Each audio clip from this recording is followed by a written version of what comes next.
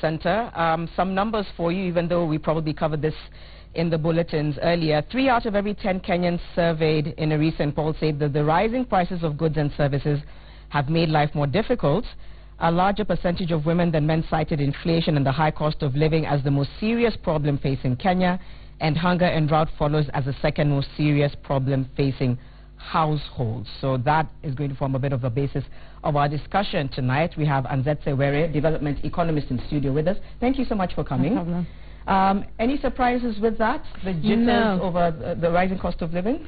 No, not at all. I think we need to understand as Kenyans, we're going through a situation where there's a massive drought. So what that means is that the cost of food is going to go up. The cost of electricity is going up as well. And then on top of that, we have the cost of fuel going up. So Kenyans will spend more money for the same service and for the same access of goods that they used to get. So Kenyans will feel the pinch a bit in terms of, how far the money can go. Now, on top of that, we've got the banks and the interest rate cap going on, where Kenyans are getting a lot less access to credit. They're not getting the amount of money they used to get from banks. They're not qualifying for loans. So again, so in this situation where there's a narrowing of access to credit that Kenyans are going through, both from the drought and the fuel prices, as well as the interest rate cap. Now, we need to understand that we are in an election year where a lot of almost artificial money comes into the economy in a very short-term period. But I don't think that that's going to mitigate these contractions Kenyans are feeling in terms of liquidity and the cost of living. Is it a unique situation we find ourselves in, or has this happened before? Why does it almost seem like it's a little bit more bleak? Well, because it is. I think this is the first time in a long time that we have an interest rate cap. And I think Kenyans need to understand, Kenyans were told that the interest rate cap would get them access to cheap credit, that they'd be able to access loan easier.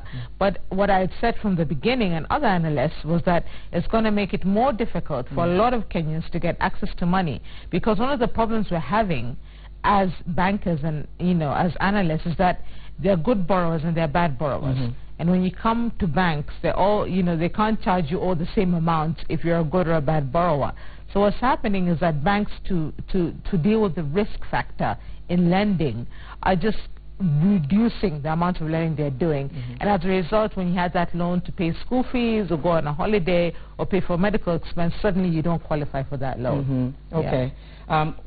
Some will get the feeling it just wasn't quite thought through, and I know that's a discussion we had previously. So is it realistic to expect the economy to grow by 6% at this point? I don't think it is. I think the economy will grow. I mean, if you look at the pattern of growth in Africa, we're going through multi-speed growth, where some parts of Africa are growing and other parts are not growing as much. As East Africa, we've been very well buffered from the commodities decline and the commodities sort of debacle that really sort of shut down a lot of growth engines that had been driving a lot of growth in Africa. But in East Africa, we've had relatively robust growth.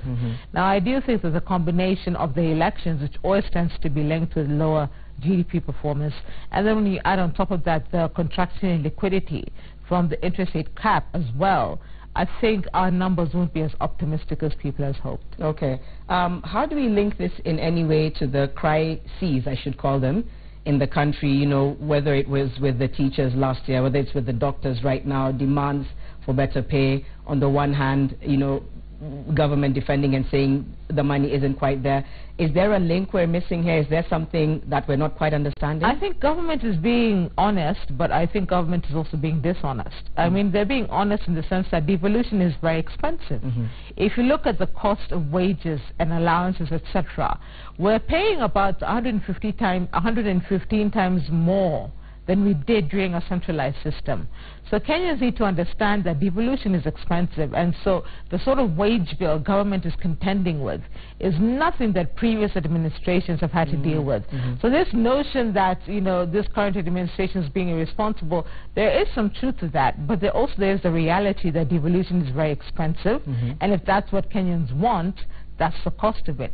At the same time, we need to understand there's a lot of corruption and financial mismanagement going on, not just at the national level, but at the county level. And now the frustration I have is that a lot of the conversation is on national government is stealing money, but a lot of the theft happens at county level, where there are no financial structures. There are not even internal audits. financial management systems. So the level of leakage we're getting in terms of financial flows in our country in government is massive. And so we need to understand that the rate at which we're increasing our spending is nothing compared to the rate at which we're increasing our ability to earn money. So our revenue generation is growing very slowly, but our expenditure is growing very quickly. And that's why we're getting into more debt. Our fiscal deficits are a lot higher than they should be. Our GDP to debt ratios are a lot higher than they should be.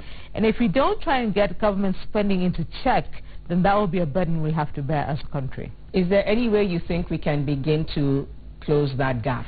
Absolutely. I think that politicians and public civil servants in certain dockets, I think certain parts of the civil service is not paid very well, but I think a certain part of the civil service is paid too well. If you look at the sort of earnings our MPs have, it's third in the world after, I think, Japan and someone else. So I think we need to start realizing that we need to start cutting our costs. We can't have everybody getting allowances and travel and all these allowances that they get and then say, oh, but government is overspending. But the wage bill is so big, that we need to start, as Kenyans, exerting that pressure to reduce that. Yeah.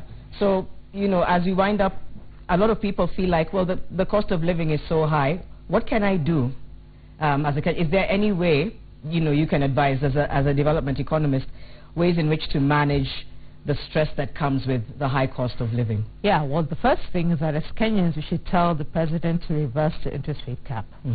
I think Kenyans were basically deceived when this sort of very populist notion that, oh, we'll do an interest rate cap, then you get access to cheap loans. No. What's happening is that people aren't getting money, and the money you used to get is not even coming. I think what we need to do is the first thing is do an analysis of that cap and realize that there's a real contraction in liquidity. And Kenyans don't have access to the money they used to, and they can't live their lives the way they used to. I think that's one thing. I think another big story is we need to pay more attention to the informal economy. When we do all these big statistical measures and these growths on GDP, on this commentary on GDP, we never talk about the informal economy, where 80% of Kenyans that are employed earn a living in the informal economy.